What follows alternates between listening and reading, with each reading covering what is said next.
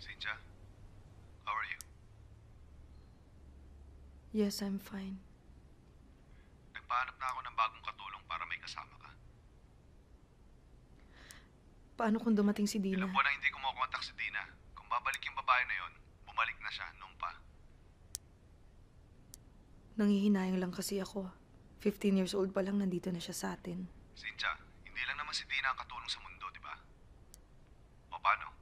Tagaan ko na lang mamaya. Bye.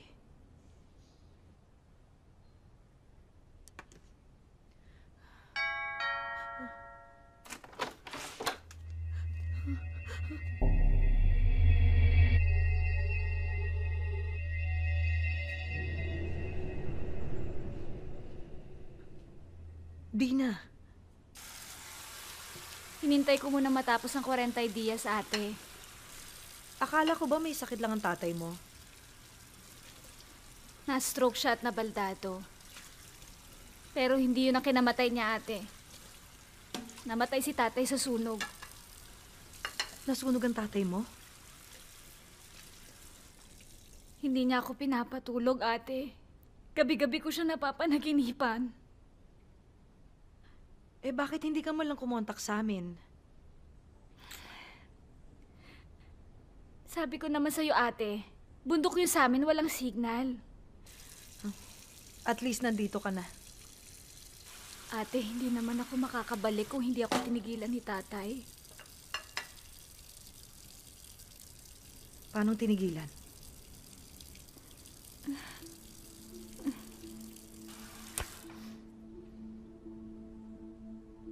Cynthia, bangungot lang yung nangyari.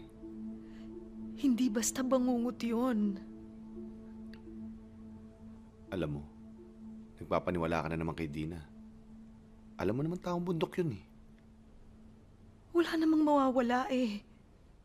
Para sa'y katatahimik nila. Natin. O di ba't inayos na natin yun? Inayos na natin ang lahat. Pwede ba tanggalin mo yan sa isipan mo? Please, Mar. Gawin na natin. Para matahimik na tayo.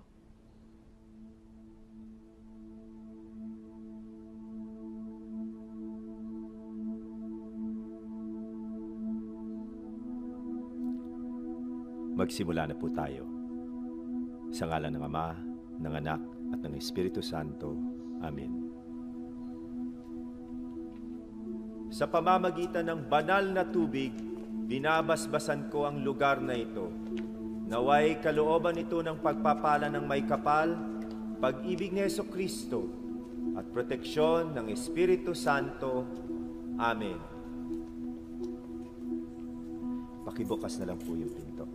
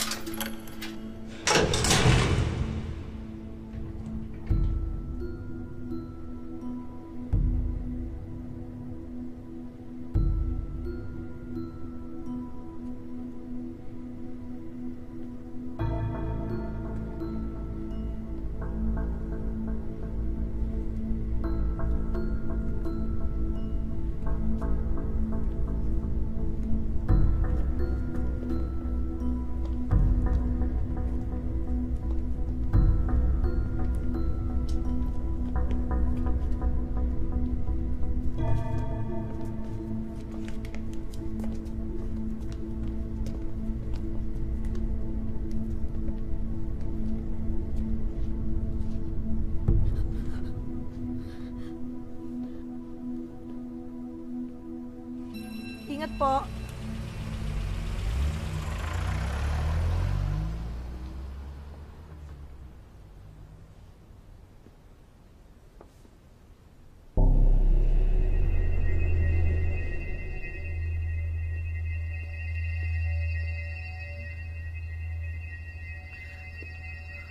Tara. Oh. Siguro naman, matatahimik ka na. Matatahimik na sila. Uli ka na. Thank you.